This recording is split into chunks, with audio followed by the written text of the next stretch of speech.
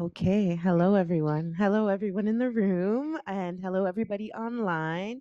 I'm Dr. Bianca Bushme, and I'm the co-director of the Harriet Tubman Institute. And today we have an amazing Tubman talk. Off the heel of Reading Week, and we're ready to fill our brains with a lot of knowledge here at the Tubman Institute. So before we begin, I wanted to start with a land acknowledgement. I wanted to acknowledge our presence on the traditional territory of many indigenous nations. The area known as Tekaronto has been caretaken by the Anishinaabe Nation, the Haudenosaunee Confederacy, and the Huron-Wendat. We acknowledge the current treaty holders, the Mississaugas of the Credit First Nation. This territory is governed by the Dishwit One Spoon Wampum Belt Covenant, an agreement to peaceably share and care for the Great Lake region. In making this land acknowledgement, I honor and acknowledge the land and its people who have been there for thousands of years. In relation, I will also be remiss not to mention the current genocide still happening in Gaza, the catastrophic situation in Sudan, Congo, and Haiti, to name a few. It's important to contextualize the repressive colonial and imperial oppression that undergirds the current situation. Influenced by my own decolonial and Black feminist politics, scholarship, praxis, and movements, I recognize that my own political commitment, mandates solidarity are bound up and intertwined with the liberation and self-determination of indigenous people, as well as Palestinian, Sudanese, Congolese, and Haitian people. Today, we have an amazing talk entitled Pauline Hontutonsky and the Science Question in Africa, presented today by Dr. Zeyad El Nabolsy, an assistant professor in the Department of Philosophy at York University in Canada, right here. He specializes in the history of Africana philosophy with a focus on modern African philosophy. So just a little bit about the talk today.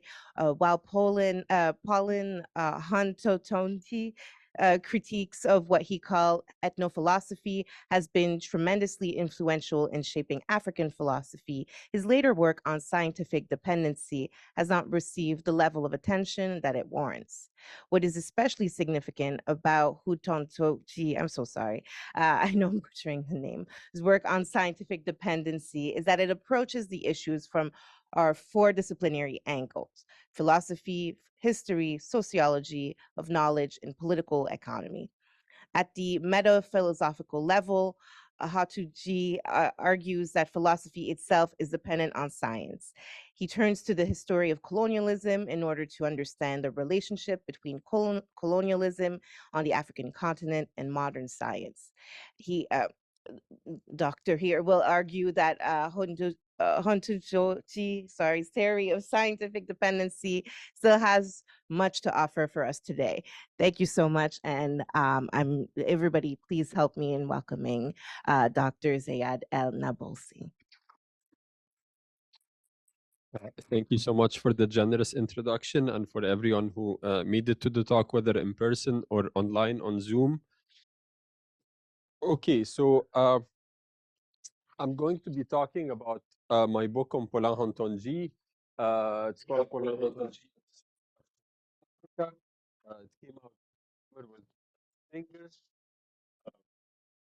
And so I'm just going to be giving an overview of some of the themes and questions that were raised in the book,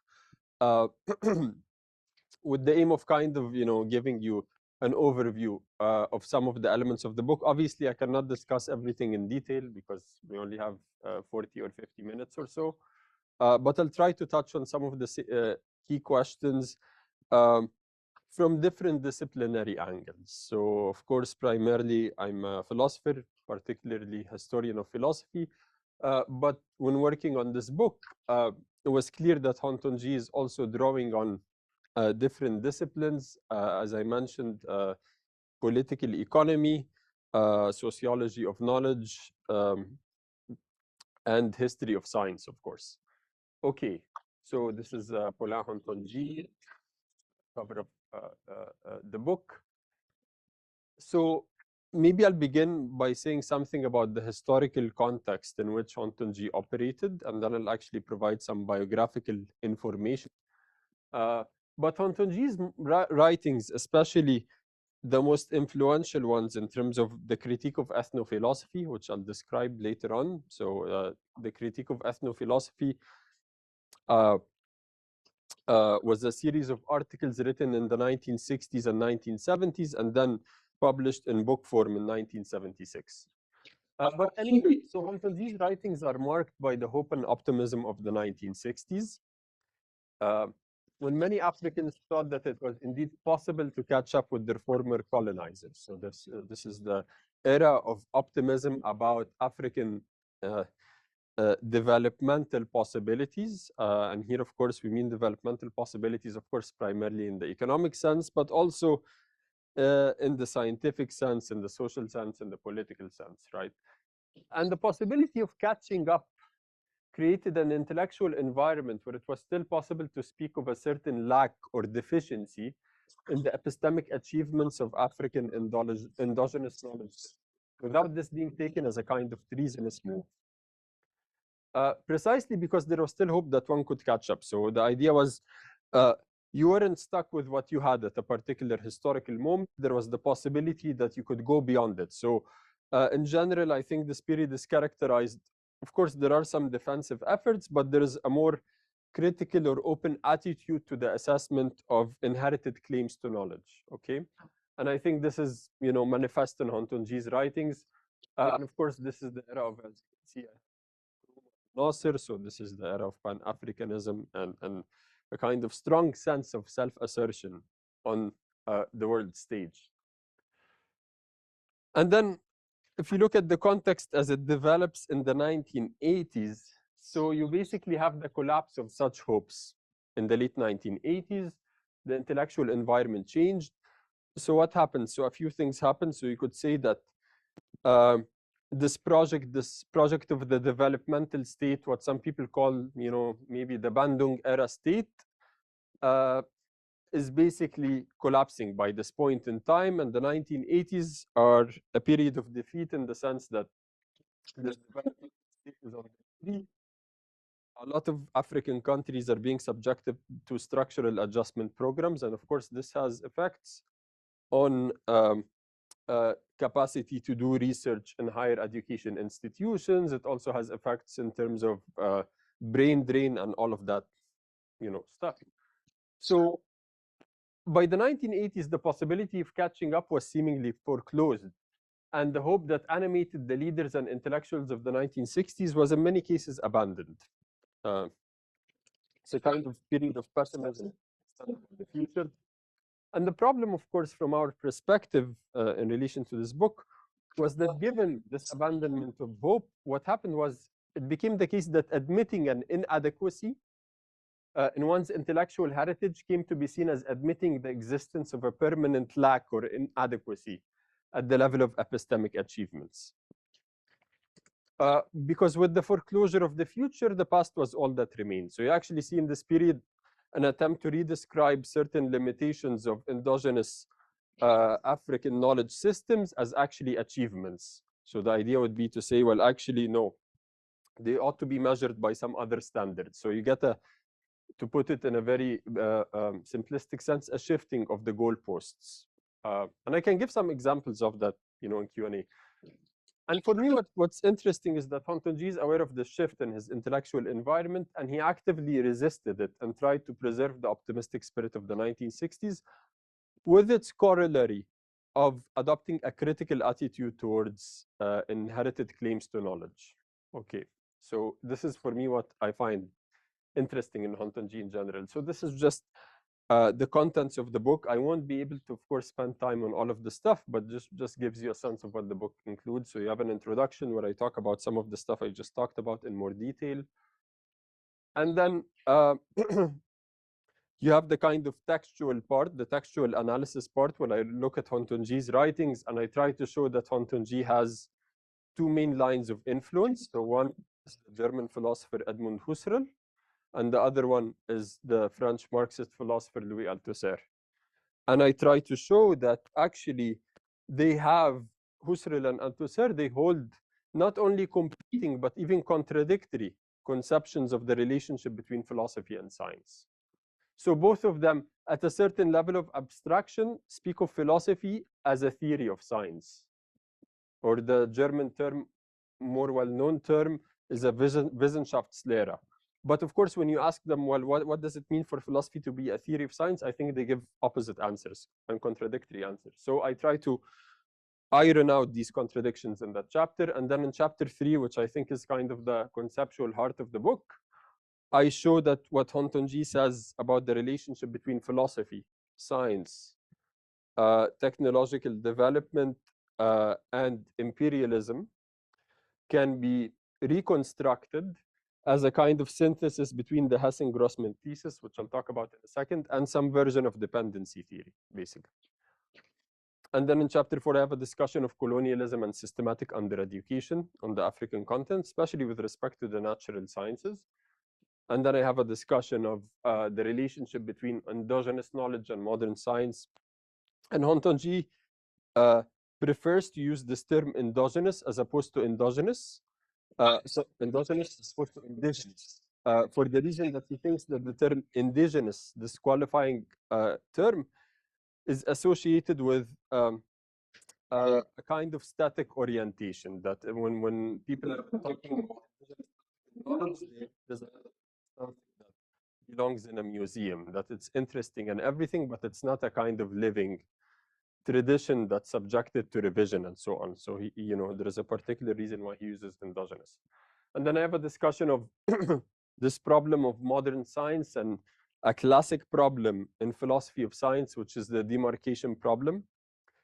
And one general way in which the demarcation problem has been understood, which I think is not very useful in this context, but one way in which it has been understood is that the demarcation problem is simply the problem of how to demarcate between scientific claims and non-scientific claims. And I actually show that in the context of these debates in African philosophy, the key question is what distinguishes modern science and other traditions of inquiry, and not science in general. So that there is a distinction, I think, to be made between science in general, say ancient Greek or ancient Babylonian science, and what we take to be distinctively modern about modern science as it emerged from the 17th century onwards. We can dispute the dates, but that's not a big issue. And then, of course, I talk a little bit about Hontonji's framework for the study of dependency theory, because, dependency, because Hontonji is himself not engaged in a lot of empirical research. So as a philosopher, he's kind of developing schemas for further research. So I kind of, in that chapter, I show some of the problems and limitations of his schema when applied to particular cases, but also ways in which it's still quite useful for us today.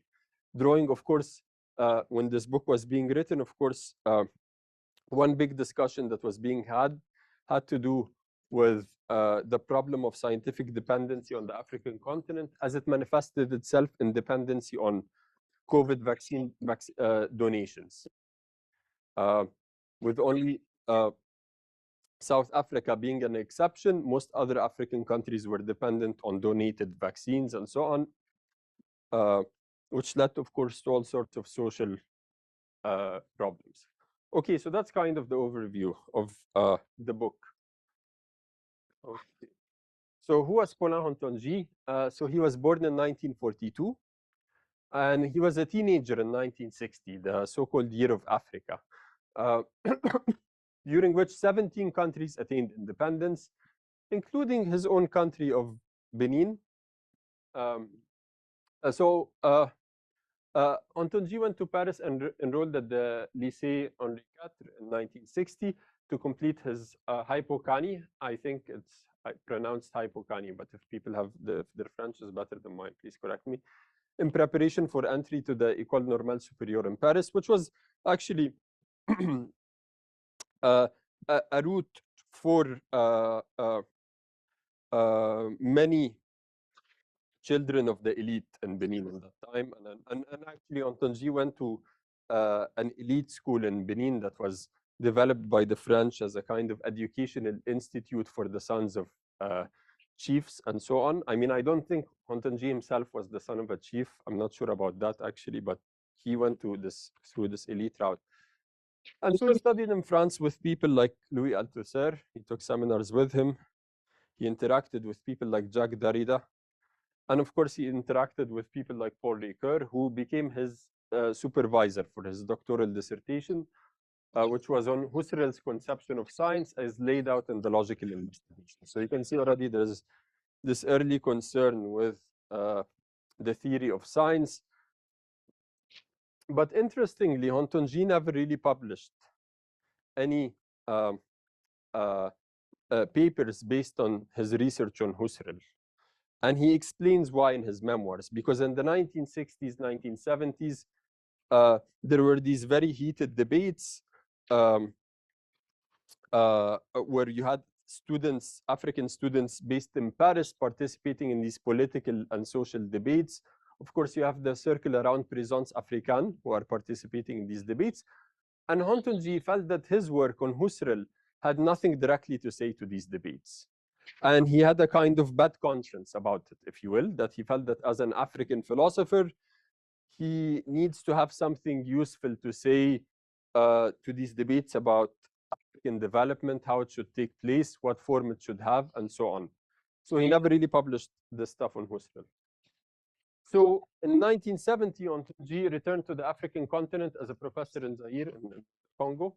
And then in 1972, he became a professor at the National University of Benin. He later held different positions as a visiting professor and researcher in different countries, but he was always Benin. And he also had a kind of official political career, if you will. He participated in the democratic movement in 1990, which inaugurated the Republic of Benin. And he served as Minister of Education for 1 year, 1990 to 1991. And as Minister of Culture from 1991 to 1993. So there was a kind of political or public component to his life. And he died recently in 2024. So this is just an overview of his life. So Hontonji, amongst his key contributions is the critique of ethnophilosophy. So I mentioned that, so now I'll just say what it is because I think it's really important. So as I said, he publishes a series of articles in the late 60s and 70s, which eventually culminated in his book on African philosophy, The Critique of Ethnophilosophy. So in 1976, and then translated, I think, first in the early 80s, and then the second edition in English is in 1996. And actually, ethnophilosophy, in many ways, the way he uses it is as an exonym. So the people who he says they're doing ethnophilosophy do not label themselves as ethnophilosophers. It's a label that Hontonji gives to them, and it has, for him, some negative connotations, right? So in this book, Hontonji criticized attempts at reconstructing a philosophical system through the ethnographic study of the worldview of a particular African people. So he's arguing primarily against African philosophers like the Rwandan Alexis Kagame, but also the Anglophone African philosophers such as John Mbiti. But he thinks that the trendsetter in this approach is Placide Tempels. So Placide Tempels, so you could say that this debate was launched by the publication of Placide Tempels' Bantu Philosophy in 1945. So this book is actually first published in Flemish and Dutch, and then translated into French, and then later into English. And there is a whole debate about the accuracy of translations and so on. We don't need to go into that. But this book is actually very interesting because it gets celebrated by the circle of writers around Présence Africaine. And actually, Présence Africaine was, of course, primarily a journal, but they also started their own book printing press. And the first book they published was the French translation of Bantu philosophy. La philosophie. The Belgian missionary Placide Tempels, based on his missionary work amongst the Luba people in the south central region of the Congo, purported to have discovered an implicit philosophical system based on a vital which, according to Tempels, is adhered to by all Africans who speak Bantu languages. So why was this book so celebrated? And why, for example, would somebody like Senghor, of course, the first president of Senegal, celebrate this book? So he speaks very highly He talks about father temples and so on.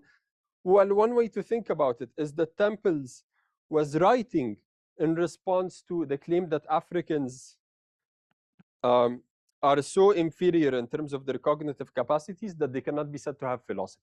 So here comes along this Belgian missionary who says, no, this is not true. They actually have a very coherent and complex philosophical system.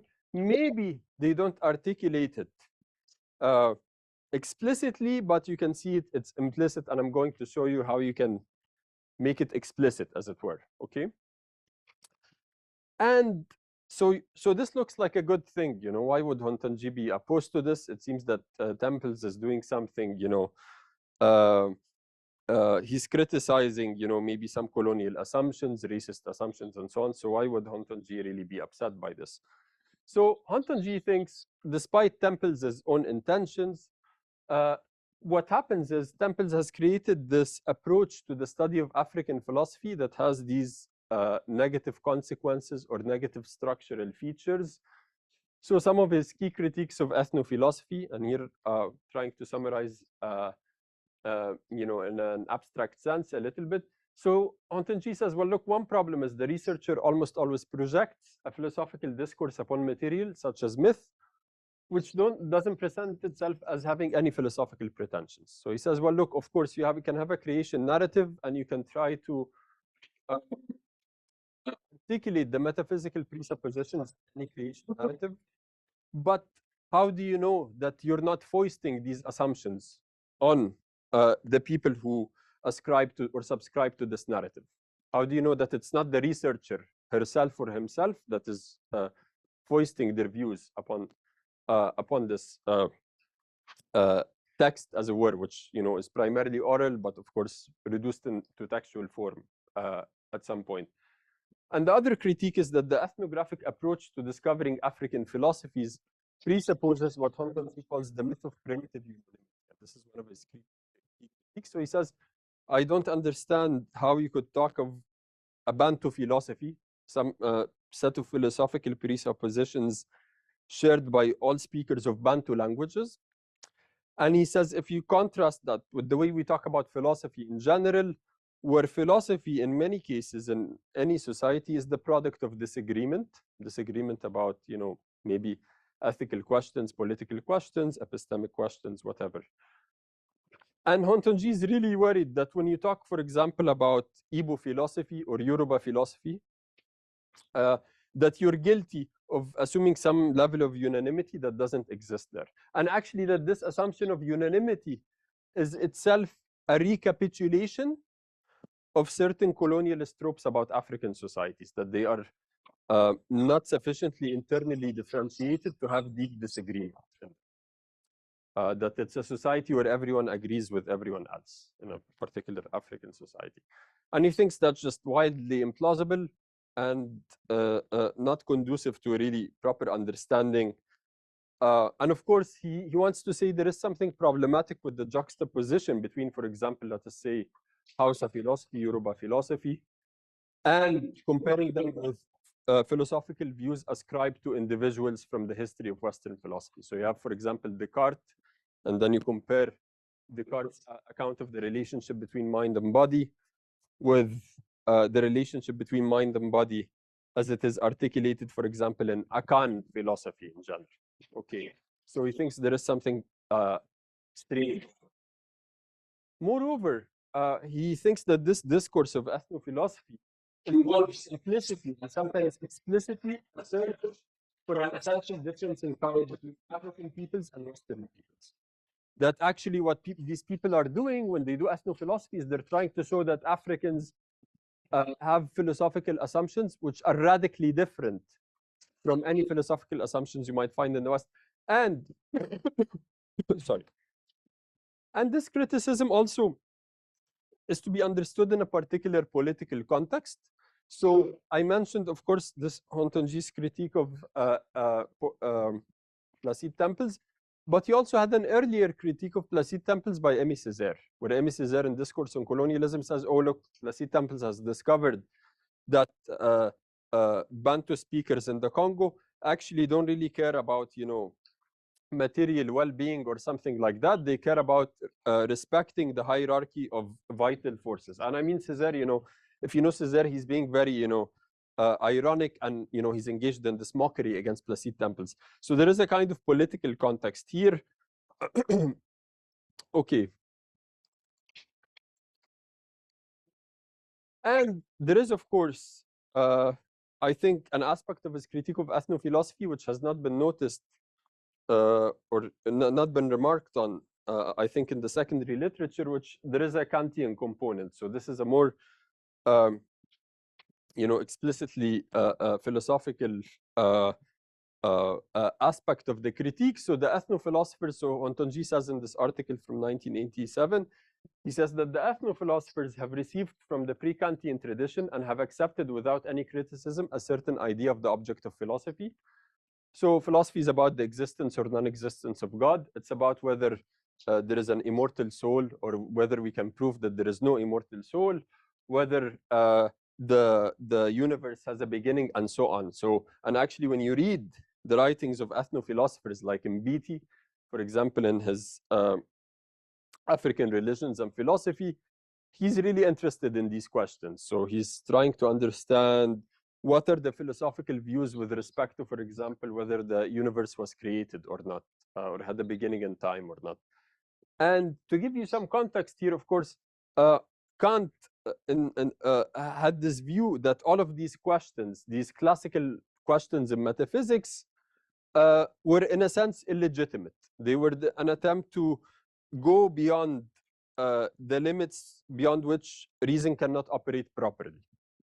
And Hontonji is saying that the ethnophilosophers, have a very kind of traditionalistic, perhaps even naive view of philosophy. And the other thing to note, actually, about a lot of ethnophilosophers is a lot of them were priests. So for them, they were interested. For them, philosophy was primarily philosophical theology. So Alexis Kagami was a priest and deeply steeped in Thomistic philosophy. So when he attempts to reconstruct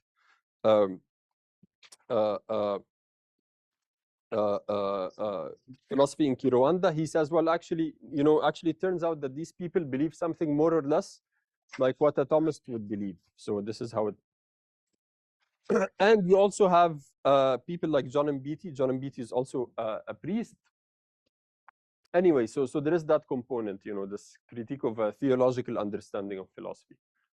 So again, Ontonji says, well, the idea is ethnophilosophy is a kind of rationalist metaphysics. So, we're going to use pure reason to answer these big questions about the nature of the world and so on. And Ontonji says, well, actually, this is very naive, because even if you're an African philosopher, you have to take Kant's achievements into consideration. So quickly, it seems to me unthinkable today, from whatever country one is, whatever philosophical doctrine one professes, to act as though Kant never existed, to make dissertations peacefully with a quiet assurance about God, immortality, free will, and so on, in order to prove their existence or their impossibility, and to assign as a task to philosophy the unending ruminations of these problems, without first of all having been preoccupied with determining their meaning and their status, and without having shown that it is effectively possible to solve them rationally. So again, the accusation here is that the ethnophilosophers are engaged in this pre-Kantian rationalist metaphysics, which already has doubts cast on it. I mean, we don't need to go into the details, but I think this is an interesting component of his critique.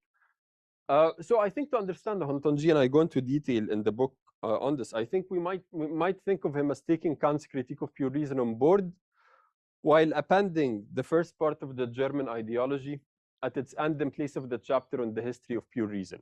So Kant has this very short 4-page, 5-page chapter on the history of pure reason. This is the last chapter of the Critique of Pure Reason, where Kant says, look, here is a sketch of the history of pure reason. And he says, look, this is merely a placeholder designating a place that is left open in the system, which must be filled in the future. And I think one way to understand Hontonji is he basically takes the German ideology, or the first part of it, where Engels and Marx introduced the materialist conception of history, and I'll talk a little bit about this. with respect to the history of philosophy to actually show that philosophy doesn't have an autonomous history. So I think this is also something important in Hontonji's writings. But anyway, for Hontonji, and this is, we're going to get the bridge to the work on scientific dependency now. So for Hontonji, there is a basic structural problem with ethnophilosophy, aside from all of these other criticisms, but this is really the one that he thinks explains all of its faults, which is extraversion. So for Hontonji, ethnophilosophy is essentially a performance that is put on in order to satisfy another, he says another, who occupies a position of power vis-a-vis the performers. And Hontonji thought that the other faults of ethnophilosophy essentially stem from this extraversion, the fact of being directed towards an external audience. So he says when the ethnophilosophers write, they're not writing for Africans, they're writing for Europeans. And this is what explains, for example, the emphasis on exoticism and so on, right? This is really what he wants to say. And actually, he says there is something, almost pathological about this relationship, because on the one hand, you're writing to someone who has some power over you, but on the other hand, you want to also emancipate yourself from the power that this person has over you. So it's a kind of problem in terms of this dialectic of recognition.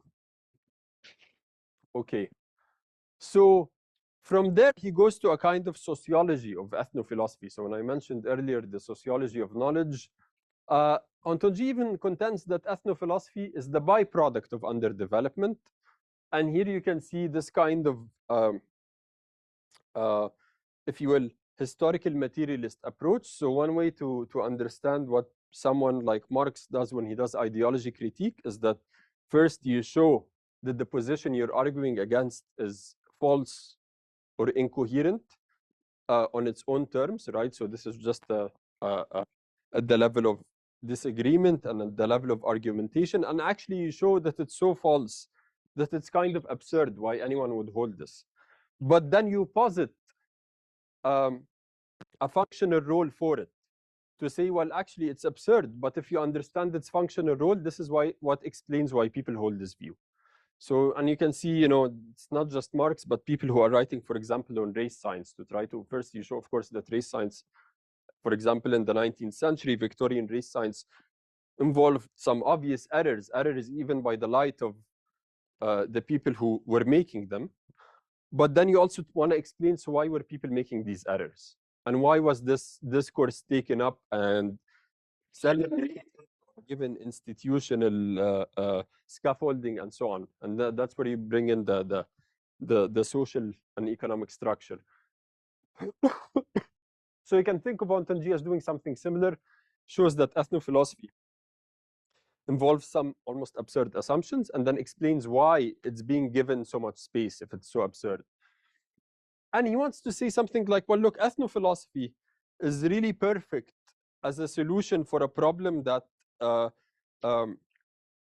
the ruling classes in African countries faced in the 1960s, which is that they are too weak to really confront neocolonialism in terms of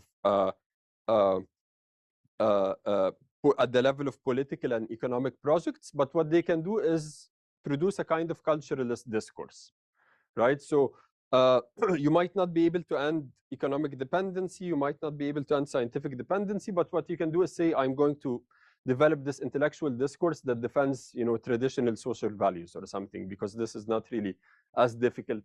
And I think Hontonji here is influenced by his experience in the Congo, because he's there when Mobutu is in power, and Mobutu was a master at doing this, right? So he would always present himself as defending some kind of traditional cultural discourse, while at the same time, in many cases, being completely subordinate to US imperialist interests, right? So I think for him, Mobutu is the model here. And he has this really interesting quote, which I like, where he says, look, hypertrophy of cultural nationalism is generally always destined to compensate for the hypertrophy of political nationalism. So you can, they're being used as substitutes.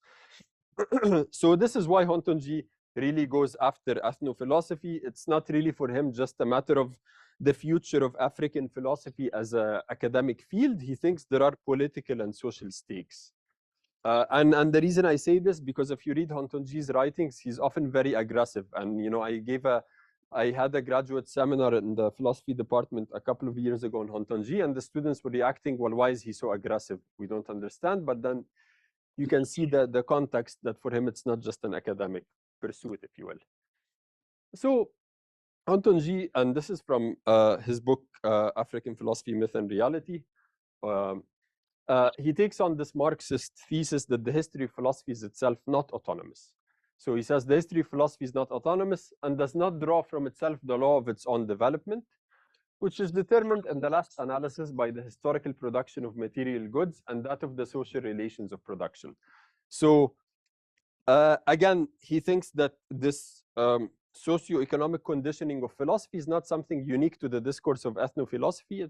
It's the structure of the history of philosophy in general.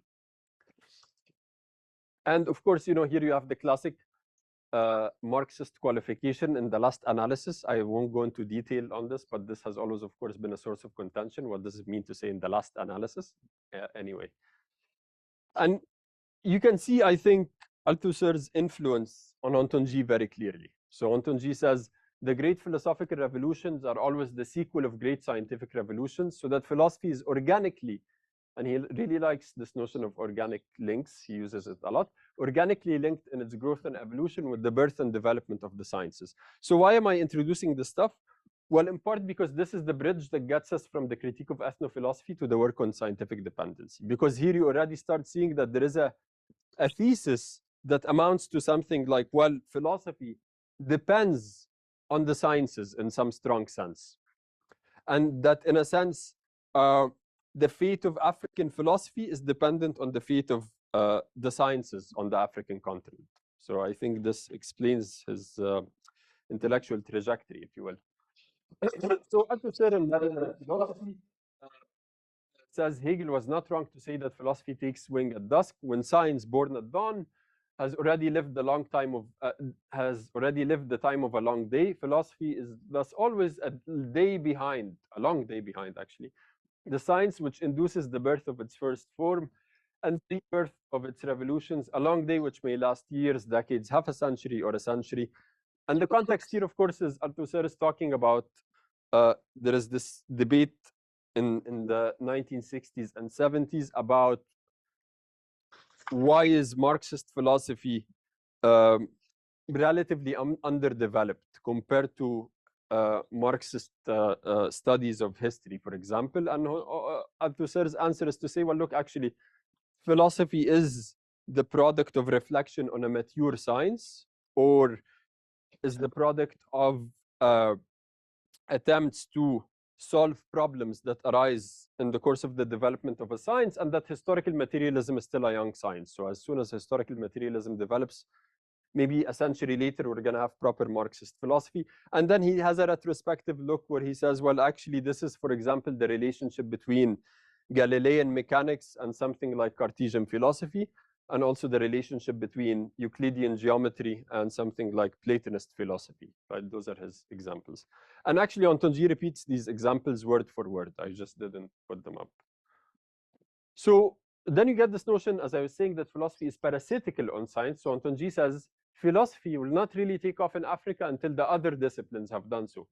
In any case, it seems to me a serious mistake to consider the problem of philosophy separately from the more general problem of science. So the intervention in the debate on African philosophy is to say, actually, we cannot talk about the health or level of development of African philosophy without talking about the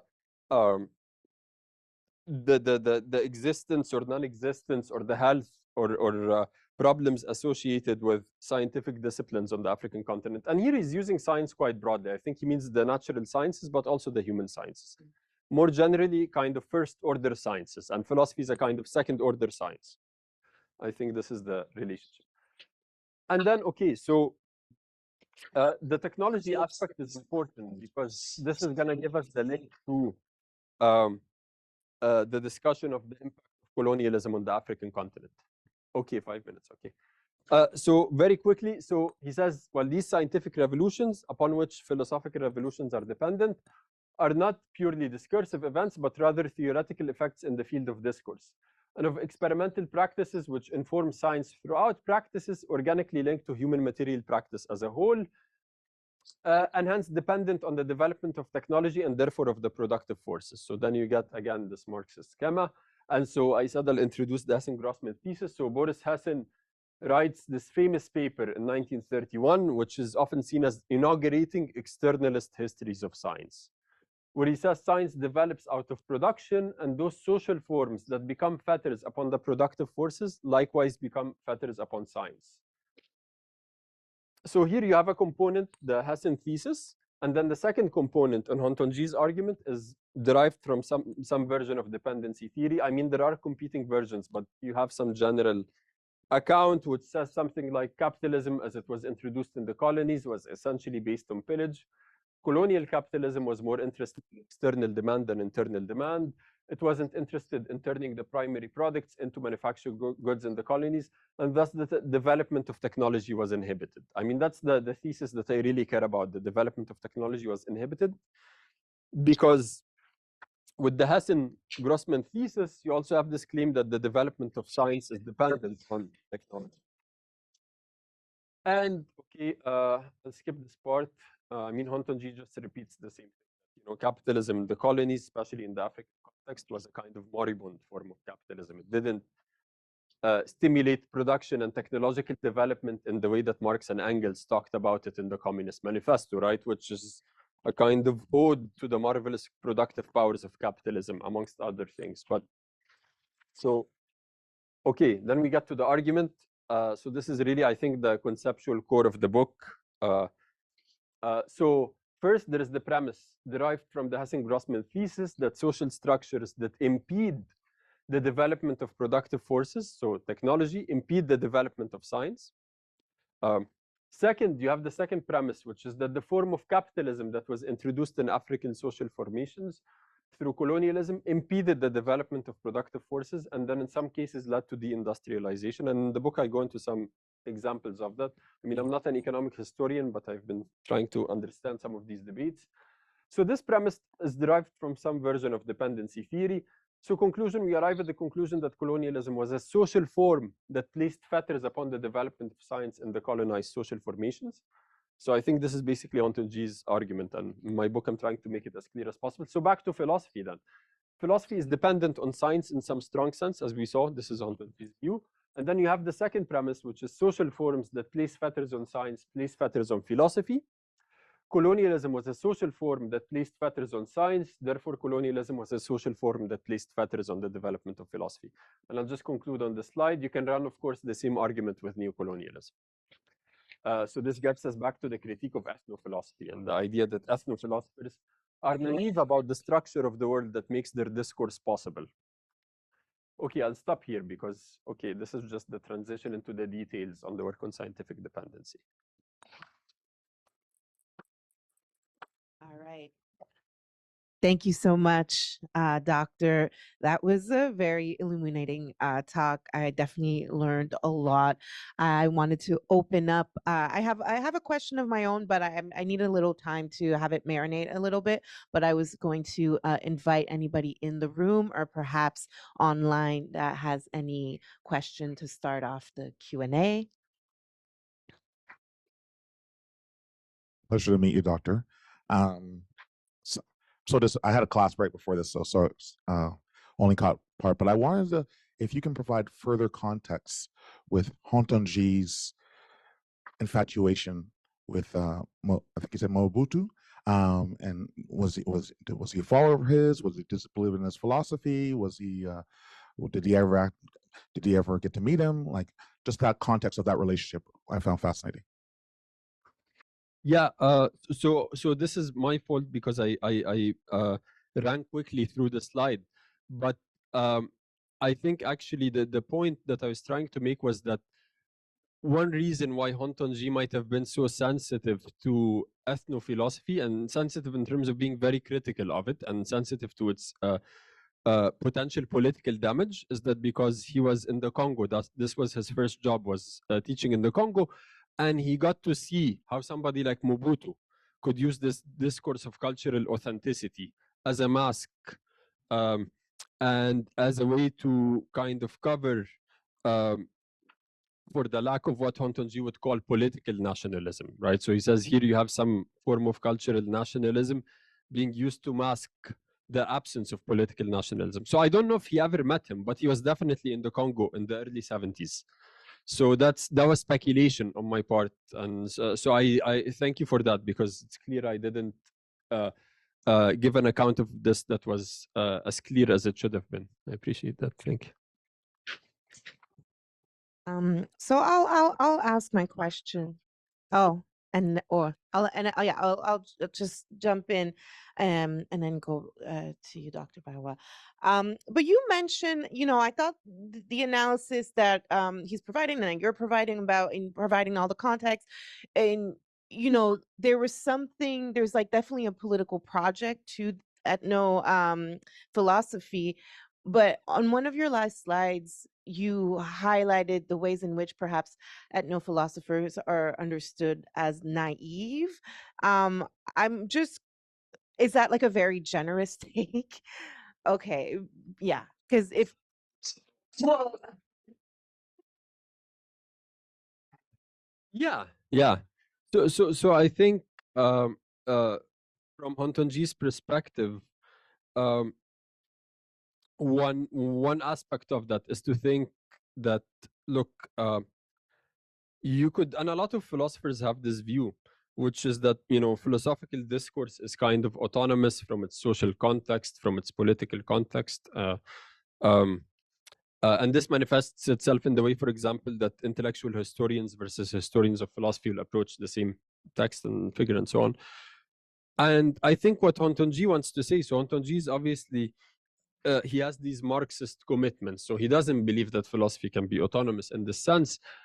And what he wants to say that, for example, when somebody like Alexis Kagame does this linguistic analysis with the aim of showing that there is a kind of implicit metaphysical discourse, that there is a kind of naivety about the conditions which make this discourse possible. So what do I mean by that? So naivety about why would somebody be funding this? What kind of audience would you be writing for? And Hontonji's main criticism of a lot of ethno-philosophers is he thinks that their audience is an external audience. It's not an African audience. It's the kind of thing that is meant almost to appease or meet the expectations of maybe what Europeans think African philosophy should be, right? So this is, so of course it's harsh. It's very harsh, right? It's a very harsh assessment of ethno-philosophy. And I think Hontonji himself, to speak more to your point, he actually revises some of his views. For example, his critique of Placide temples. He says, well, look, one thing to note about Placide temples himself is that actually Placide temples was expelled from the Congo by the Belgian authorities because they thought that what he was doing potentially created unrest and so on. So it would be incorrect to present Placide temples as somebody who is providing ideological justification for colonialism. And he goes back and revises that. He says this is not true. But at the same time, there is some structural issue with Placide temples, which is that for Placide temples, he thinks that, for example, westernized Africans are not authentic Africans. That there is nothing that colonial political authorities shouldn't be treating with these people, that they should go treat or come to agreement with what he described as traditional political leadership.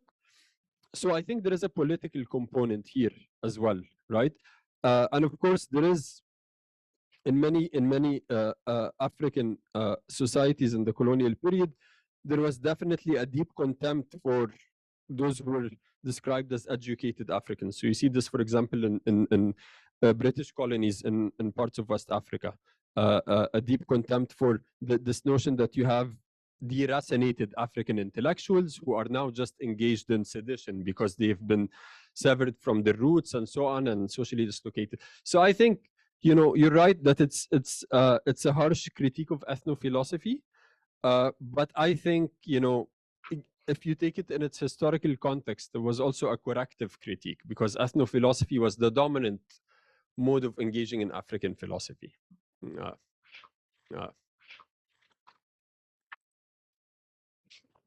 Thank you for that. Yeah. So I'll go. Oh, well, she was for, and then I'll go. Yeah. Yeah, thank you so much for your presentation. I have quite a number of questions, but I think I'm going to stick to the ones that I think are more general that inform me a little bit more, seeing that I'm not a philosopher. Because I mean, this whole discourse, I'm thinking sociologically that it pretends then that people do not write from a certain positionality, even if it's not, it is considered well discourse on anything, that it is indeed sometimes very peculiar to a certain context, right? But what I'm curious about is how you read Hontonji's work in relation to Mudimbi's work, and especially in terms of the colonial library that Mudimbi talks about, and how that also reads vis-a-vis Anthony Kwame Appiah's work on cosmopolitanism, which of course is denied in the work of other people, not just philosophers, but I think everyone else who pretends to be writing world philosophy or world theories, whereas others are then the last bit of it for me is in relation to how all of this then squares up to how we would talk about decolonization. Would that be something then that would be considered ethno, considering the kinds of things that are discussed under that particular topic? But I'm curious about how Hontonji squares up with Mudimbi and, of course, Anthony Kwame Appiah. I kind of see similarities with Anthony Kwame Appiah, who emphasizes cosmopolitanism, but I'm curious about the other philosophers. Thank you so much. These questions, they're all on point. So actually, I have a chapter in the book where I compare Hontonji's views with Appiah's views, because you're totally right that there is convergence. And I think, Hontonji, you might take him to be a cosmopolitan, but with the qualification that it's not a kind of liberal cosmopolitanism, because he does have this commitment to a form of Marxism. So I think he would be a bit wary to talk about cosmopolitanism in that way. But I think there is a sense in which some of the things that Appiah says about the way, for example, that certain notions of tradition can become, prisons of the self and so on. I can't remember exactly what he says on this, but something along those lines. This is something that Hontonji recapitulates for sure. But I think Hontonji, if you, okay, and on the Mudimbi point, so I think there is definitely convergence, because one way to think of an aspect of Mudimbi's work is that he wants to say that there is a sense in which Africa as the subject or object of discourse is an invention, and it's not just an invention, some kind of fancy that people develop, but there is an institutional aspect to this, and there is convergence between travel writers, missionaries, but also, academics, colonial administrators. So I think all of the stuff Hontonji would take on board. I mean, I've never seen him engage explicitly with Mudimbi for some reason. I don't really understand why, even though they're both Francophone African philosophers. Mudimbi engages with Hontonji, but I think might be a generational difference. I think Hontonji is a bit older, so might be that. But actually, I think also Mudimbi would agree, I think, with some of what Hontonji says about the critique of ethnophilosophy. And, Mudimbi actually gives a more historical reading where it goes all the way back to Blyden in the 19th century. So there is a kind of Anglophone component, and then it gets taken up in a Francophone context and so on. Hontonji tends not to do a lot of that historical excavation, right? So that would be another difference. But I tend to think of them as, being in similar, in closely adjacent camps, even if we don't want to say the same camp. And the other thing, sorry, there were so many good questions, but I think there was a question about decolonization and what would it mean. Yeah, I think that's really key. So I think Kontonji thinks primarily of decolonization as first and foremost a political and an economic project. Now, there is also a cultural aspect of decolonization because one way to think about decolonization broadly as basically the reassertion of autonomy, this right to self-govern, to govern oneself, whether that be in terms of, the kind of economic projects that a society pursues, but also, the political form of governance and so on. And the cultural component would be the freedom to choose. And I think Kontonji thinks that one thing that colonialism did for a lot of African societies is it constrained people's ability to freely choose certain cultural elements, even certain elements associated with the modern sciences. So that actually, in some cases, in some African societies, Africans were being prevented from pursuing an education in the modern sciences, right? So I think for Antonji, it wouldn't be a matter of discarding inherited knowledge systems, but being free to critically assess them and being free to critically integrate aspects from other knowledge systems. And his general notion is that actually, if you talk about any living tradition, it has to be capable of revising beliefs, of discarding some beliefs, acquiring new beliefs. So the kind of decolonization project that he'd be interested in would be one that would counter this, what he takes to be a fossilization that took place, or an attempt at fossilization by colonial authorities. So I don't know if this answers some of your questions. Yeah. Very quickly.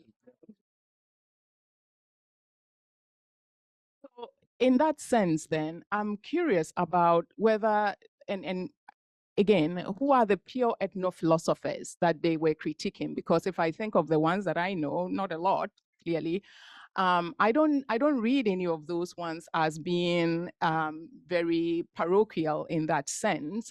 So for instance, if I think of Redu doesn't do that. But then there's also a political aspect of some of this work where people were trying, or folks were trying to write for Africans and not necessarily, quote unquote, weld their philosophy. So I'm curious about. So Weredu is definitely not an ethno-philosopher. So so he doesn't. Weredu Jetchi is also not an ethno-philosopher. So the kind of Anglophone analytic Ghanaian philosophers are not ethno-philosophers, according to this. The ethno-philosophers that he has in mind, as I said, I mean, they're an older generation. So people like John Mbiti. So his most famous book, African Religions and Philosophy, I think it's from 1970, late 60s, maybe I can. And actually, that's a book that gives, this uniformist account of African philosophy, which is held by all Africans and so on. So that's that kind of discourse is Hontonji's target. And actually, the reason that people like Weredo are more careful when it comes to unanimity and so on is precisely because they have been kind of warned by these debates, earlier debates about ethno-philosophy and assumptions of unanimity. So you'll see Weredo will say explicitly, when I talk about Akan philosophy, I'm not saying that this is a view that all Akans believe in. And actually, he will try to show, for example, that there are fundamental philosophical disagreements about the problem of evil. So, right, this problem that, well, there is supposed to be a benevolent God, but there is evil. And he'll show that there are actually competing solutions within that same society to that problem, right? So, he's criticizing an older generation. Yeah, so I think Weredo is definitely not a target for sure. And I'll just mention, okay, so why is this relevant? So for example, why is somebody like John Mbiti, maybe this is passé and so on, why are we talking about this? But I mean, takes us a bit off course. But if you look at, for example, Cedric Robinson's Black Marxism, the only footnote he has to his discussion of African philosophy, because Cedric Robinson talks a little bit about African philosophy and as being something, taken over across the Atlantic and so on, his only references are to John Mbiti. So that's why Cedric Robinson talks about an African philosophy, an African metaphysics. So you can still see that some of these ethno-philosophical assumptions have actually seeped into works in other areas. But this is, I mean, another conversation. But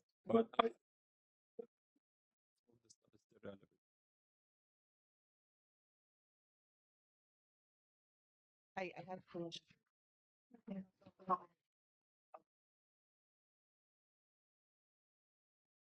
Thank you very much. So I do have some rather naive questions. You've responded to some of them, so I won't ask again. But I'm just curious. Maybe I misinterpreted what you said. You can correct me. But if, according to Othunji, the philosophy cannot fully develop without the development of the sciences and other disciplines, right? Then in what context would African philosophy then emerge? And in other words, what the question basically I'm asking is, so is Otunji advancing a claim that African philosophy was underdeveloped? Is he advancing that claim that African philosophy was underdeveloped at the time he was writing because the sciences had not been developed? And secondly, in what context would African philosophy then evolve when the so-called sciences had colonial/Western colorations? So that's the first broad question. I think I'll just skip the other ones. Yeah. So that's not a naive question at all. I think it's a really important question. So actually, he does think that there is a sense in which African philosophy is underdeveloped as an academic discipline, right? And so there are two ways to look at it. So people have debated, of course, in one sense, African philosophy has a very long history. It goes back, at least if you just take, Middle Kingdom, ancient Egyptian philosophical texts. So in that sense, it's not recent. But Hontonji is primarily talking about academic African philosophy. So African philosophy is an academic field where you have people who are employed as professors of African philosophy, who give courses in it and so on. And that's really a product of, the mid-20th century, around that time, And in that sense, he thinks it's underdeveloped in the sense, of course, that the debate itself tends to be primarily methodological in character as opposed to substantive. And he gets, drawn into this methodological or metaphilosophical debate. But the other way in which it's underdeveloped is it tends to be, according to him at least, not the kind of philosophical discourse that is useful to these nascent developmental projects. This is what he's interested in, that this is philosophy that's written for or is primarily addressed to institutions and journals that are outside the African continent, right? So in that sense, he thinks that there is something severely wrong with this philosophical discourse. And of course, he's not saying that African philosophers shouldn't write for the world, but he thinks that African philosophers have a kind of obligation. You could even think about it in terms of a moral obligation to participate in these developmental projects for a variety of reasons, of course, because these higher institutions of learning, they're expensive, they represent some burden on taxpayers and so on, so that in a sense African philosophers have a duty to participate in these important developmental projects. And sorry, so then your question, the other aspect was, so in what context? So if I understood you correctly, the second part of it is Hontonji saying that we have to wait until the development of an endogenous scientific discourse to get proper African philosophy, right? Is that the... Yeah. I think in a sense, he would have to bite the bullet on that and say yes, right? That actually, and he says, look, actually, in a sense, African philosophy is not the priority right now, which is strange for a professional philosopher to say, but, he would want to say something like, maybe to weaken this claim a little bit, you could say something like, well, African philosophy could develop in a positive direction if it contributes to this project of endogenizing modern scientific discourse on the African continent, that this would be its primary task. And his later writings, which I didn't really get a chance to delve into, but he has this project saying, well, actually, how do you develop a synthesis between endogenous knowledge systems and some of the modern sciences? What would that relationship look like? And that's a task for philosophy. And the idea would be actually that, it's almost circular, right? So philosophy would contribute to this institutionalization of modern science through this synthesis with endogenous knowledge. And this in turn will provide more material for African philosophy to thrive on in terms of providing problem spaces for it to develop in, basically. Yeah. Saying then that African. So how does he define science? So, okay, so I'm going to give you a long-winded answer just because it's not easy to give a straightforward answer. So, okay, so in one sense, he talks of science as in a very general sense, and then there is a narrower sense. So, science in a very general sense is any kind of articulated, systematic discourse that aims at explaining certain phenomena. And he says, in this sense, all societies have science. And even the earliest humans have to develop a sense of the regularity of natural phenomena in your environment. You're just not going to last very long. So there is a baseline of science that, you know, everyone has science and so on. But then when he actually talks about examples, and I think this is what's going to answer your question. When he talks about particular examples, he's talking about particular examples from the modern sciences. And he's talking primarily about Galilean physics as the inauguration of modern science. You know, that there has been nothing like Galilean mechanics in the history of humanity. And with the inauguration of Galilean mechanics, so I'm taking two components of it as really important, which is first, the treatment of phenomena with this notion of uniformity. So the idea is that sublunar phenomena and phenomena outside the Earth are subjected to the same laws. And then the second thing is quantification. That this is you get really quantified science, and this is actually the influence of people like Edmund Husserl and people like Althusser. So Edmund Husserl thinks really modern science is inaugurated by Galileo. Get this abstraction from phenomena, and one way to think about the difference between, let's say, Galilean physics and Aristotelian physics is that Galileo almost abstracts from the sensory qualities of properties. So instead of talking about a mass that has a certain color and so on, Galileo will talk about a mass that has a certain weight. Galileo will even talk about these point masses, basically. So there is a sense in which abstraction then allows you to develop a predictive model that you couldn't have developed before. This is for him the paradigm of science. He also talks a little bit about the human sciences, but this is the thing that he finds most impressive. And actually, I didn't get to this part, but he takes something like the Needham question very seriously, right? So Joseph Needham asks this question, well, look, why is it that modern science, with this heavy emphasis on quantification and its predictive power and its ability to guide human interventions in the physical environment, only developed in the West? Hontonji thinks that this is a legitimate question. I mean, a lot of, for example, in STS circles today, people think that this Needham question is kind of Eurocentric and so on. I disagree with that. Actually, I defend Hontonji's. So in this sense, I'm heterodox on that point. But that's another issue. But I think Hontonji takes something like that very seriously. But isn't that also, sorry, were you meant to go? No. Well, we can continue the dialogue. Yeah. Yeah, I mean, I think yeah, that was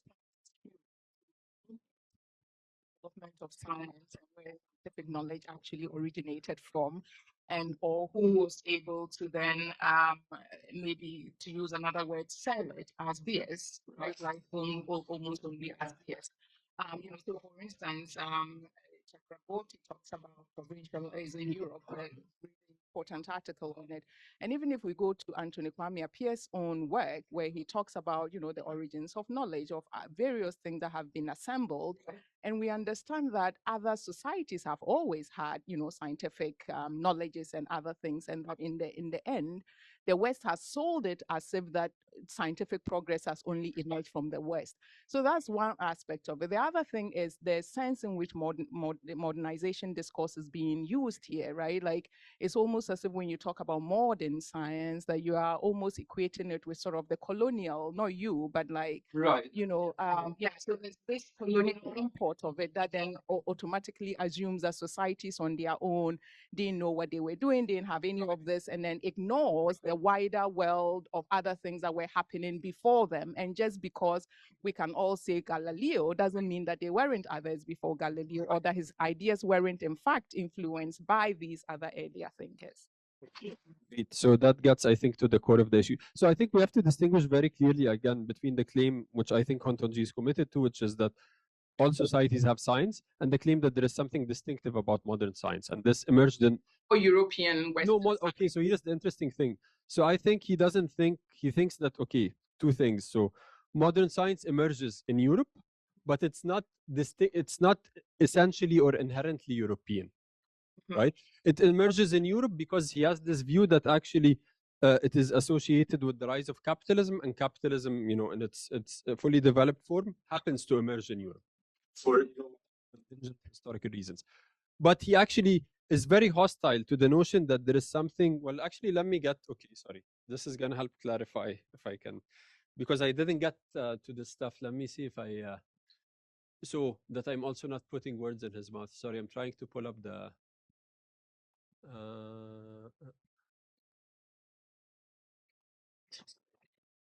can I pull up the slides here? Okay. Okay, so sorry, we didn't get to the stuff, but I want to get... Okay. In what way is modern science Western, according to Hontonji? So, I mean, Hontonji says it should be noted that the fact that Galileo was Italian or European or a Westerner doesn't matter much except for the ideologues of Western imaginary superiority. So he says, actually, even if you take, and which he agrees with, even if to do with claims about superiority. I mean, how do you go from the claim that there is this new kind of approach to understanding the world to the claim that this justifies dominance over other people, right? That this is actually philosophically incoherent as a position, even. There is no basis for such an argument.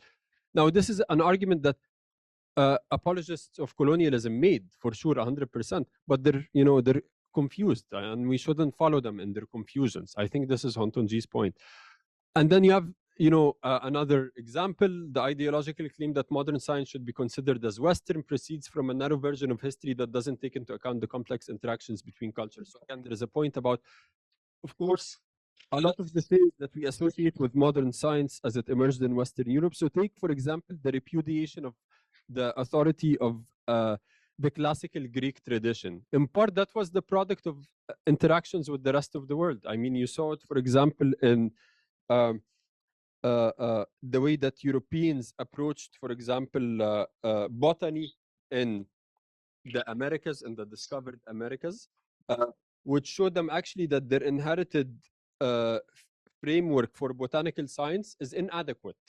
And you also had Europeans, and in the book I talk about, you have, for example, should I keep going, Norma? Okay, yeah, and you have, for example, in the book I talk about this. So you have European, even Portuguese Catholic missionaries who go to India in the 17th century and say, well, actually, those people, they have a far richer grasp of botanical science than we do from our inherited texts. So I think, there is a sense in which, of course, there are these cross-cultural interactions.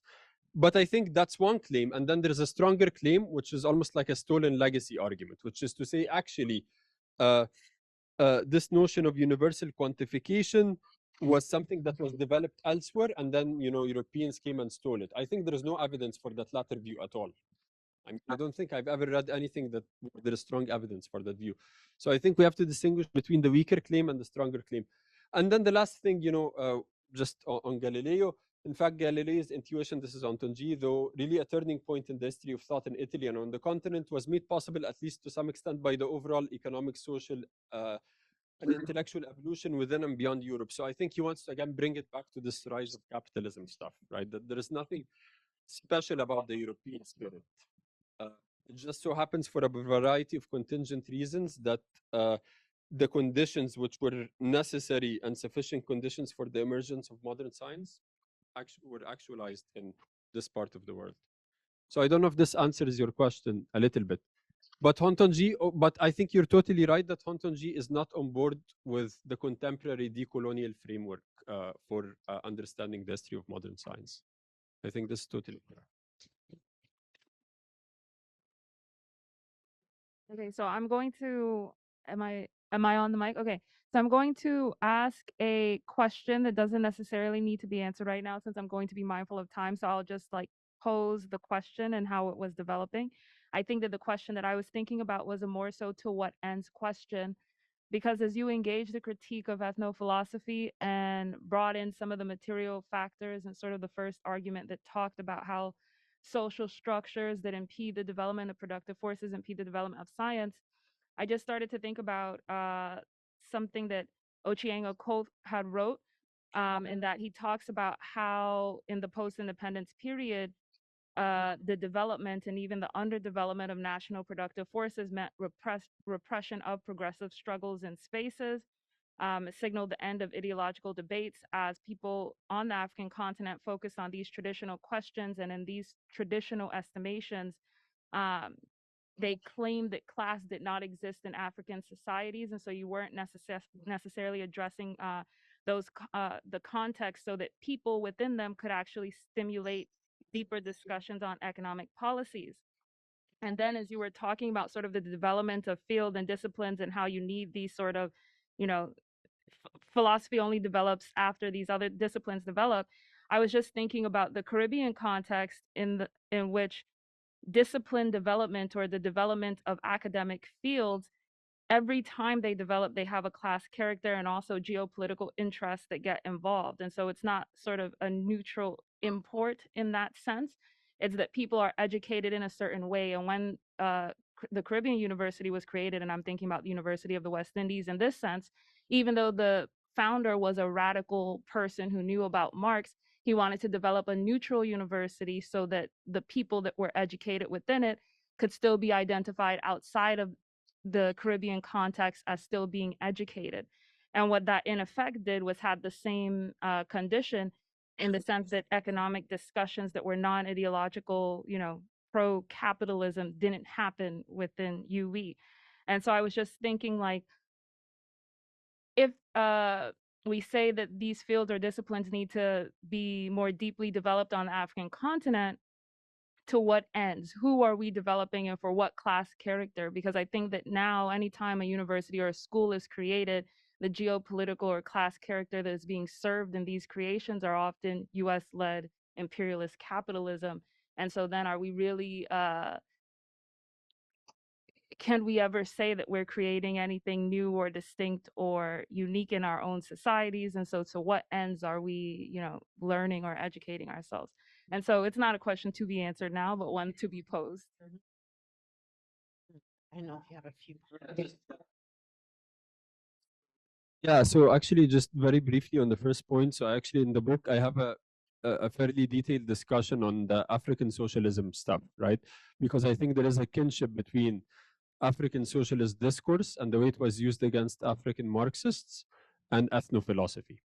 So you'll see, for example, Senghor talking about, well, actually in our societies, we lived in communal harmony and so on, right? So you're totally right to kind of point out that connection. So I'll just say that this is something I'm very interested in without going in more detail. So I really appreciate that. I mean, you know, to your point about to what end, I think this is a very difficult question to answer, but I will say, you know, and, you know, of course, there is a debate about this, but you could think about, okay, you have different developmental trajectories. If you look at the way, for example, China, and I'm not going to go into a debate about the characterization of China, but one, I think, pretty obvious thing about China is that it has been able to end scientific dependency on the West, right? So, and that has impacts in terms of, you know, possible development trajectories. If you have the capacity to develop, you know, your own effective medicine, but even your own defense industry and so on. I mean, this is a whole other issue. But when it comes to imperialism and this question of self-defense, I mean, if you have a fundamental lack of ability to develop an advanced arms industry, you're in a very weak position. And I think that the contemporary geopolitical situation shows that. So I don't think if I have anything more intelligent to say on that, but it's a very interesting question for sure. Okay, so I'm gonna go to the Sorry, just before you go, Steve, I will share Mary's comment online, which she said, "Nice talk, Dr. Zeyad. I love how you explain modern science and the demarcation problem in African philosophy. I agree that structural adjustments in African societies in the early 1980s impacted hugely in the growth of African philosophy and contributed hugely to the economic and philosophical dependency in modern Africa."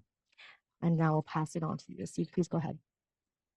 Hello everyone. Thank you, Zeyad. This was a wonderful presentation. But I wanted to turn to a question that is a bit beyond science. I know that your talk is about science, the question of science in Africa. But since Hontonji makes claims about myth, and he's very harsh on the use of myth for philosophical purposes, although I think later in life he softened that approach a little bit, I wanted to ask about a different area of philosophy that has been very important in the development of philosophy in Africa in the last 70 years, and that is the question of ethics and political philosophy. And here, the work of Wiredu, the work of Jeche, and so on, have been very important and have drawn from both the languages, the myths, and the proverbs of their respective languages. And this is a branch of philosophy that I don't think depends on science. So does Hontonji have anything to say about these other sorts of branches of philosophy? Great question, Steven, and thank you so much for coming. So, Steven, dear colleague in the Department of Philosophy, now enjoying his retirement. But thank you very much. So, actually, this has always been a source of embarrassment for Hontonji. And you'll see in interviews with Lansana Keita, for example, Keita says, well, look, you know, your definition of philosophy as a theory of science, what does that say about aesthetics and about ethics, about value theory in general, right?